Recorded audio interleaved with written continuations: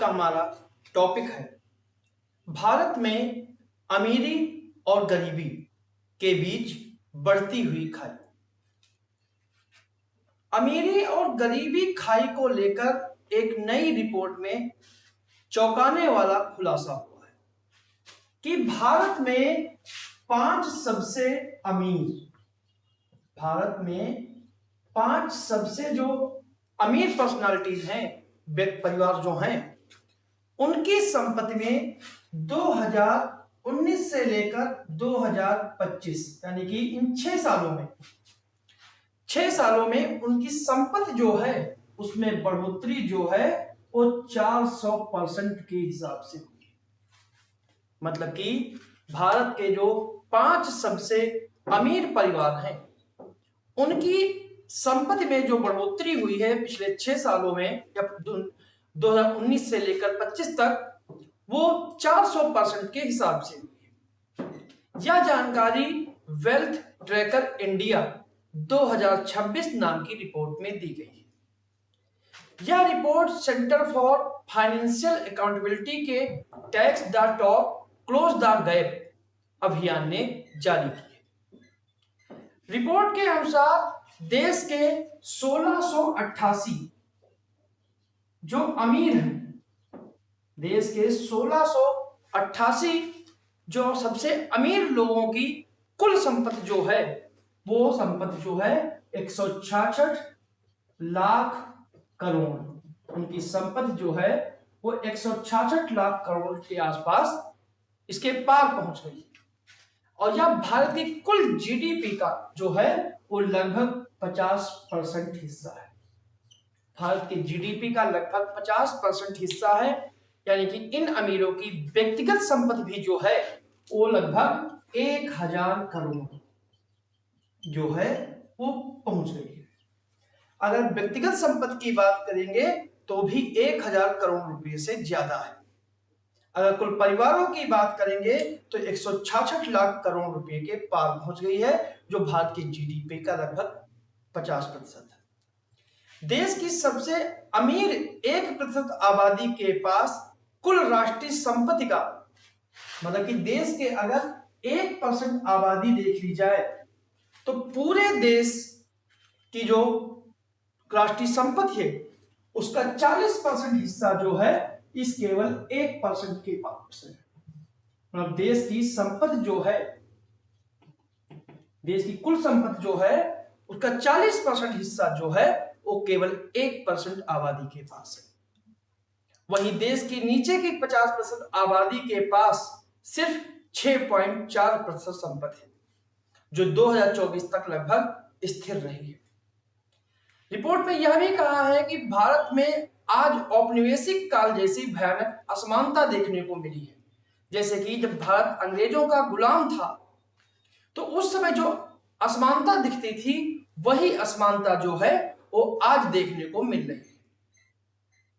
Report में यह सुझाव दिया गया कि अगर इन 1688 अमीरों पर 2% से लेकर अगर 6% तक टैक्स लगाया जाए, वेल्थ टैक्स यानी कि ज्यादा धन है इसके लिए टैक्स लगाया जाए, तो हर साल 10.6 लाख करोड़ ठीक है रुपये जो हैं वो टैक्स के रूप में जुटाए जा सकते हैं और इसी पैसे से सरकार स्वास्थ्य और शिक्षा पर जीडीपी का 1.11% जो है अतिरिक्त खर्च करती है उससे ज्यादा कर सकती है। बुजुर्गों को हर महीने 12,000 रुपये महीने पेंशन दे सकती है। यहां अंबानी ग्रुप और अडानी ग्रुप की बात करें तो मुकेश अंबानी की संपत्ति जो है 2019 से 2025 के बीच 153% बढ़ी है। अगर उनसे 2% वेल्थ टैक्स लिया जाता तो 3 साल तक सभी 10वीं क्लास के छात्रों को पढ़ाई में आगे भेजा जा सकता था या उनको फ्री में लैपटॉप या टैबलेट दिया जा सकता था। गौतम अडानी की संपत्ति इसी दौरान 625% बढ़ी है और अगर 2% उन पर टैक्स लगाया जाता तो पूरे देश में 2 साल तक प्राथमिक सेवाएं जो है मुफ्त दी जा सकती।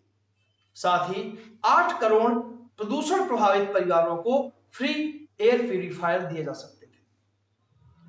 अब सरकार पर सवाल यही है कि रिपोर्ट में यह कहा गया कि ये सरकार कहती है कि कल्याणकारी योजनाओं के लिए पैसे नहीं है या फिर नौकरियों के लिए पैसे नहीं है, लेकिन यह दावा गलत है क्योंकि सरकार ने पिछले 11 सालों में यानी कि 2014 से लेकर 2025 तक सरकार ने 19.6 लाख करोड़ 19.6 लाख करोड़ जो रुपए हैं उन्होंने कारोबारियों का कॉर्पोरेट जो लोन कहते हैं इसे माफ किया है।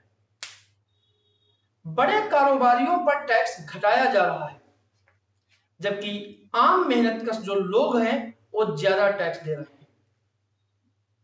Centre for financial accountability campaign के निदेशक अनिर्बन भट्टाचार्य का कहना है कि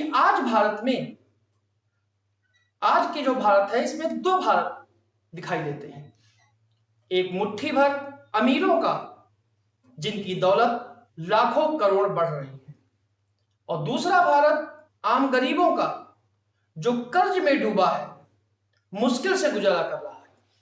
तो ये दोनों भारत एक साथ वर्तमान में चल रहे हैं। टैक्स द टॉप के अभियान का हिस्सा रहे राजशेखर ने